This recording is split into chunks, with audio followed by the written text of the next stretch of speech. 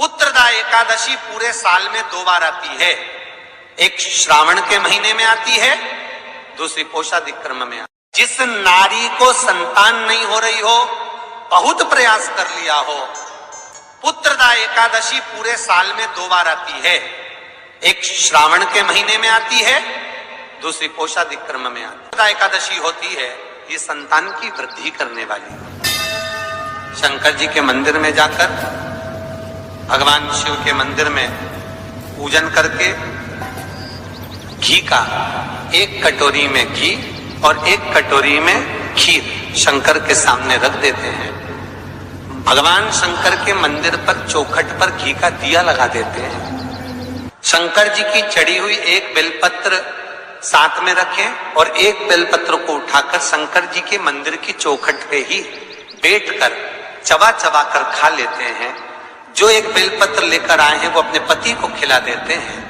कहते हैं पुत्रदा एकादशी के दिन ये कर लेने पर संतान की प्राप्ति हो जाती है, पुत्र की प्राप्ति हो जाती है। महापुराण की कथा कहती है, आप अगर विश्वास रखे हो, सफेद आंकड़े की जड़, जिस नारी का संतान नहीं हो, गर्भ नहीं ठहरा हो, सफेद आंकड़े की जड़, जिस देव अधिदेव महादेव की कथा जिस तुम्बरुका जी ने श्रवण कराई है, शंकर भगवान जिनके सामने बैठकर शिव पुराण की कथा सुन रहे हैं, उन तुम्बरुका जी का नाम लेकर शिवलिंग पे से 21 बार घुमाकर मंदिर में ही कमर पर 7वें दिन रजस्वला धर्म के जो बांध लेता है और 1 पीपल का पत्ता अवधूतेश्वर महादेव का नाम लेकर शंकर पर चढ़ाकर उसको गाय के दूध में उकाल कर रात्रि को दोनों पति पत्नी अगर पीकर सोते हैं, 3 महीने में भगवान भोलेनाथ उसकी गोद भर देते हैं। ये शिव कथा। शंकर देता जरूर है। अच्छा, संतान नहीं हो, किसी नारी की गोद अगर, स्त्री की गोद अगर खाली रह जाए तो भी दुख होता है उसको कि मेरे घर में औलाद नहीं, संतान है। हम कई बार कहे, आज फिर कहते हैं, ये टेस्ट भी बाद में कराना, सारी जांचें बाद में कराना। एक बार शंकर का भजन कर कर देखना। पिछले वर्ष कथा में तुमरुका जी की जो कथा कही थी, यूट्यूब पर डली हुई, अगर आप लोगों ने नहीं सुनी हो तो उसको निकालना यूट्यूब पर। श्री तुमरुका शिव महापुराण की कथा हमने कही थी, तुमरुका जी का व्याख्यान, उसमें वर्णन किया था।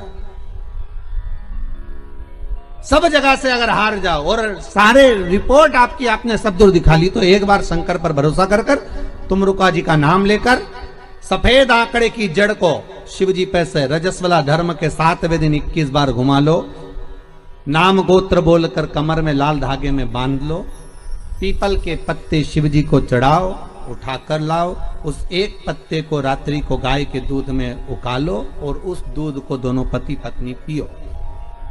साथ रहिए, समय आएगा, बाबा चाहेगा तो 3 या 4 महीने में गर्भ ठहर ही जाएगा।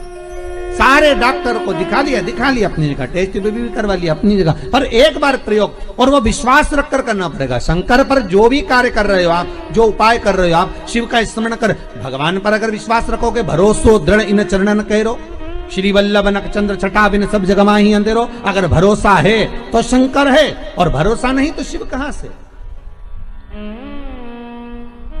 विश्वास लेकर अगर आए हो तो काम तो होगा। ये लोग काशी से आए हुए हैं, विश्वास लेकर ही तो आए होंगे कि हम जाएंगे शंकर की कथा में तो बाबा कृपा जरूर करेगा। कई लोग यहाँ पर बैठे हुए हैं जो विश्वास लेकर आए हुए हैं, दूर दूर से आए हुए हैं, केवल विश्वास लेकर कि भगवान कृपा करेगा किसी ना किसी रूप में, मुझे विश्वास है कि बाबा मेरी सुनेगा। और फिर कहता हूं, कथा में अगर आपने मन लगा लिया, भले टीवी चैनल के माध्यम से श्रवण कर रहे हो, भले मोबाइल के माध्यम से श्रवण कर रहे हो, भले पंडाल में सुन रहे हो, बाबा से अगर दिल से आपने अगर कह दिया तो 3 महीना बहुत होता है सब कामना पूरी होने के लिए। मेरा बाबा आपको कुछ ना कुछ दे ही देता है, बस आपकी रुचि के अनुसार सुख प्रदान कर ही देता है। भगवान कृष्ण की 16,108 रानियां थी। कितनी रानियां? जम के बोलो जरा।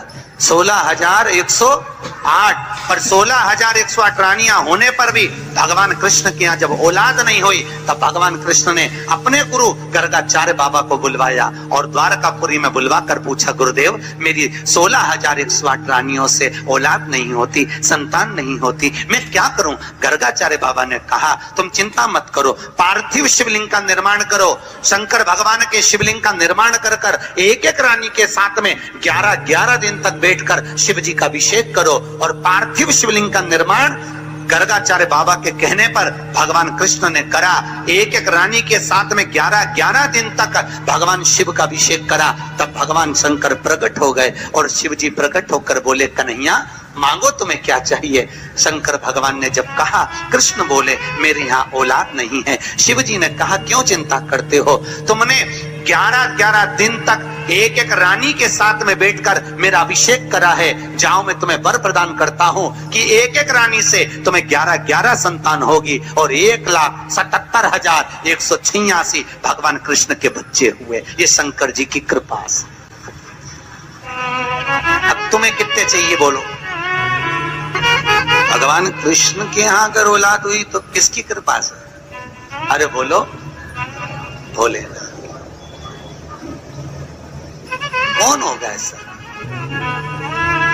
कितना करुणामय, कितना दयालु, कितना आनंद देने वाला।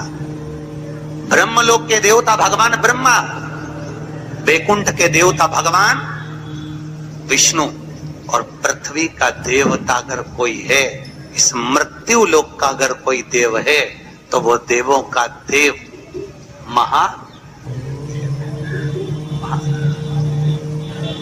पृथ्वी का देव है, मृत्यु लोक का देव है महादेव।